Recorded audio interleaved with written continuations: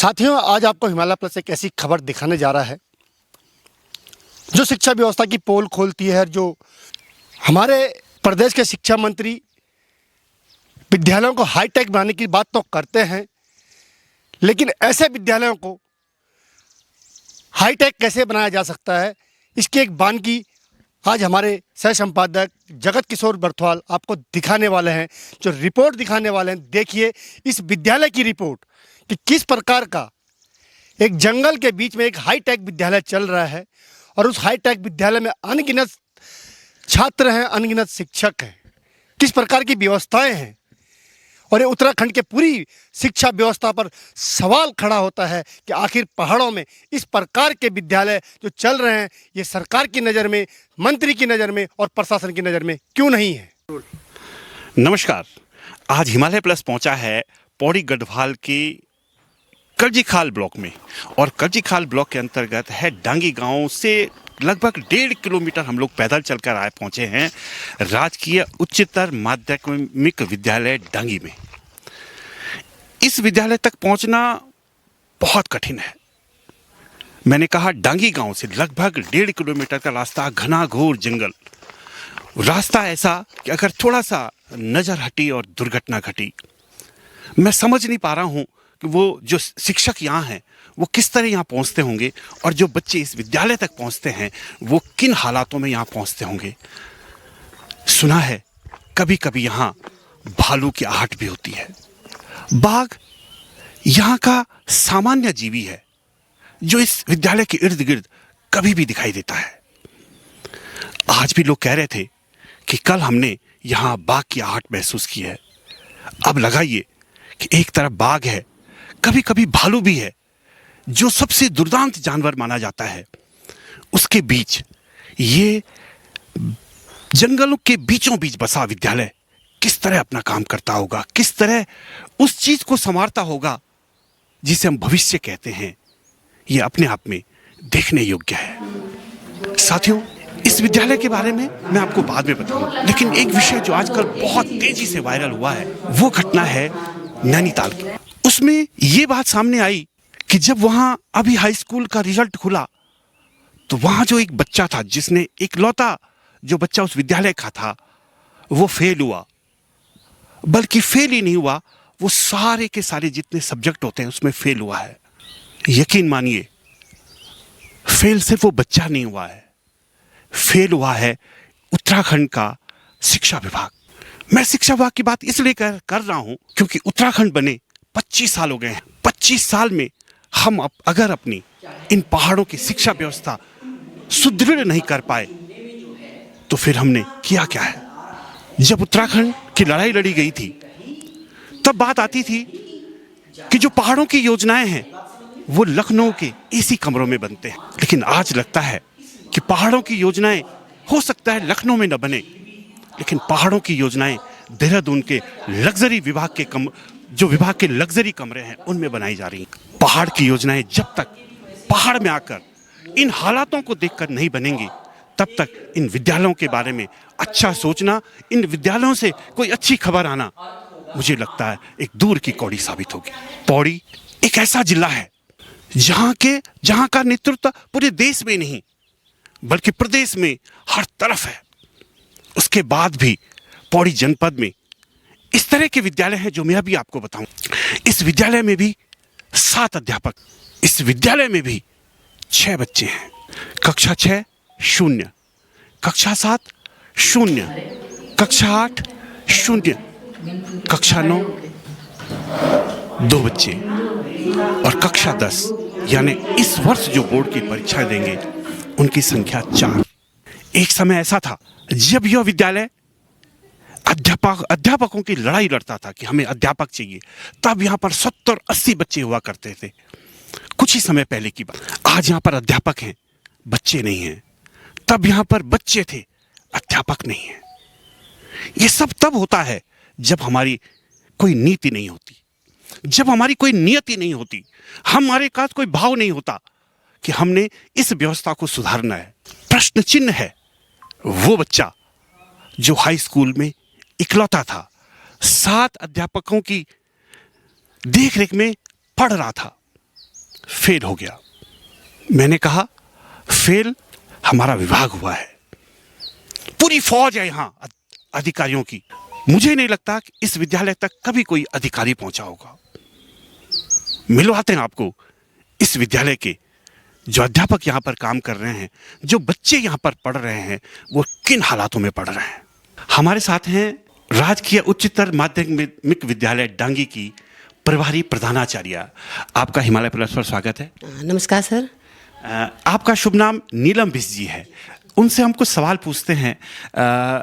आपका विद्यालय इस समय जो हमने आज देखा है, यहाँ पर स्टाफ भी ठीक ठाक है, लेकिन बच्चे थोड़ा कम है। लगभग कितना स्टाफ है और कितने बच्चे हैं?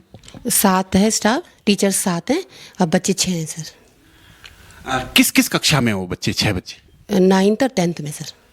क्या कारण है कि स्टाफ तो भरपूर है लेकिन बच्चे बहुत कम हैं?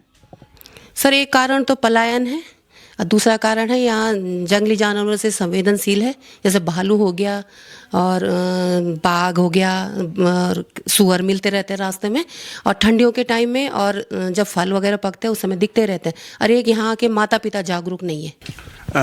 जंगली जानवर बहुत आयत में इस जगह पर हैं। पलायन हो चुका है जो हमारे पूरे पहाड़ों में ही लगभग हो गया है। पलायन का सबसे मुख्य कारण शिक्षा भी है, पलायन का मुख्य कारण स्वास्थ्य भी है। हम कहते हैं पलायन हुआ है, लेकिन पलायन के पीछे के जो कारण है उस पर भी हमें सोचना चाहिए। हम अच्छी शिक्षा नहीं दे पाए, हम अच्छा स्वास्थ्य नहीं दे पाए, तो लोगों ने जाना ही है। जब और बताती हूँ मैं छात्र संख्या कम होने का, कि आसपास बहुत विद्यालय हैं यहाँ, जैसे हाई स्कूल हो गया, इंटर कॉलेज, एक कारण ये भी है। इस विद्यालय में जब आपको लगता है कि कोई जंगली जानवर कहीं अगल बगल महसूस होता है, तो उन बच्चों की सुरक्षा किस तरह करते हैं आप लोग? सर एक तो हमने एसएमसी की मीटिंग बैठवाई और गार्जियन से बोला कि आप लोग छोड़ने भी आएंगे, ले जाने भी आएंगे। बार बार हम उनको फ़ोन भी करते हैं और बच्चे आते भी हैं छोड़ने, कभी नहीं आते। और एक डांगी ग्राम है तो वहाँ से 4th क्लास में दिनेश भैया हैं, तो वो तो अपने बच्चों, गांव के बच्चों को लाते भी हैं, ले जाते भी हैं। जिस दिन वो नहीं रहते हैं तो उस दिन वो छुट्टी अनुपस्थिति। माता पिता सर जागरूक भी नहीं है, और हमारी भी एक सीमा है उनको समझाने की, वो ये है कि मानते नहीं हैं, तब इस कारण से। कितना बड़ा सवाल है। एक दिनेश भैया हैं जो डांगी गांव में रहते हैं। ये विद्यालय डांगी गांव के नज़दीक है, इसलिए स्वाभाविक तौर पर यहाँ डांगी गांव के बच्चे ही पढ़ने के लिए आते हैं। जिस दिन दिनेश भैया नहीं आएंगे उस दिन विद्यालय में उस डांगी गांव के बच्चे भी नहीं आएंगे। शायद आप मेरी बात समझ रहे होंगे। हमारी शिक्षा व्यवस्था किस तरह लाचार है, किस तरह मजबूर है। क्या हमारे पास इसका कोई हल नहीं? क्या हमारे विद्यालय इसी तरह कमजोर पड़ते चले जाएंगे? बहुत अच्छी शिक्षक संख्या है हमारे। वो समय भी, वो दौर भी देखा गया है जब शिक्षक नहीं होते थे। 2-3 शिक्षक में ही 100 बच्चे पढ़ लेते थे। आज शिक्षक भरपूर मात्रा में हैं और जिन्होंने शिक्षा ग्रहण करनी है, छात्र वो नहीं है। आपका नाम क्या है बेटे और कौन सी क्लास में पढ़ते हो? मेरा नाम शिवानी है, मैं कक्षा 9 में पढ़ती हूँ। अच्छा, यहाँ पे ना कभी कभी हमने सुना है कि बाघ भी दिखाई देता है, भालू दिखाई देता है। दिखाई देता है? जी। क्या करते हो फिर जब भालू दिखाई देता है तो? सर चिल्ला के डर के भाग जाते हैं। स्कूल आते हो उस दिन जिस दिन आप घर में ही सुनाई देता है कि वहाँ भालू दिखा, बाघ दिखा, उस दिन स्कूल आते हो? हाँ सर, मम्मी पापा आ जाते हैं कभी छोड़ने के लिए। अच्छा, पढ़ने में मन लगता है या भालू देख के डर लगता है? सर पढ़ाई में मन भी लगता है और डर भी लगता है। नमस्कार सर। आपका शुभ नाम क्या हुआ? सर मेरा नाम विनीता रावत, सहायक अध्यापिका इंग्लिश में। आप सहायक अध्यापिका हैं इंग्लिश में। यहाँ पर ना एक जीवंत जो सवाल है, आप यहाँ पर भरपूर स्टाफ है और बच्चे बहुत कम हैं। मन लगता है आप लोगों का या कहीं ना कहीं पीड़ा होती है? बहुत दुख होता है सर विद्यालय की स्थिति देखकर। जहाँ से इस विद्यालय में छात्र आते थे वो प्राइमरी यहाँ के बंद हो चुके हैं अगल बगल के, जिससे और पलायन भी यहाँ से काफ़ी हो चुका है, जिससे छात्र संख्या काफ़ी घट चुकी है। हम प्रयास करते हैं, हम यहाँ रोज़ अपनी ड्यूटी पर आते हैं, प्रयास करते हैं कि हम जितने भी बच्चे हैं उनको अपना बेस्ट दें, लेकिन दुख होता है कक्षों को खाली देखकर, तो पीड़ा मन में रहती है। कक्षा 6 में बच्चे नहीं हैं, 7 में नहीं है, 8 में नहीं है, केवल 2 ही कक्षाएं चल रही हैं। क्या भविष्य है इस विद्यालय का? सर भविष्य तो ज़्यादा अच्छा नहीं कहूँगी, हम प्रयास कर रहे हैं कि आसपास के बच्चे यहाँ आएँ, लेकिन आसपास के गांव में जहाँ से बच्चे आते थे वहाँ बच्चे हैं ही नहीं। प्राइमरीज बंद हो चुकी हैं, जैसे मैं बता चुकी हूँ आपको। और प्रयास है हमारा कि ये आगे बढ़े, ये विद्यालय कुछ साल और चले, लेकिन इसका भविष्य हमें ज़्यादा उज्जवल नज़र नहीं आता है। अभी जैसे एडमिशन हो रहे हैं या हुए हैं, कोई संभावना दिखती है कि कोई 6 बच्चे के बाद कोई नया बच्चा आ सकता है? कुछ ऐसा दूर दूर तक कोई संभावना है? सर ऐसा तो अभी प्राइमरीज एक है, लेकिन उन बच्चों के लिए DUC जो GIC DUC है वो सही पड़ता है, रास्ता वहाँ सही है। और हमारा विद्यालय जैसे कि जंगल में स्थित है, तो यहाँ पेरेंट्स डरते भी हैं अपने बच्चों को भेजने से। और जो हमारे नज़दीकी जिनका यह सेवित क्षेत्र के जो गांव हैं वहाँ तो बच्चे हैं ही नहीं सर, वो प्राइमरीज बंद हो चुकी हैं। तो 6, 7, 8 में जो छात्र संख्या है शून्य होने का कारण उसका यही है कि जो प्राइमरी जहाँ से बच्चे आते थे वो बंद हो चुके हैं।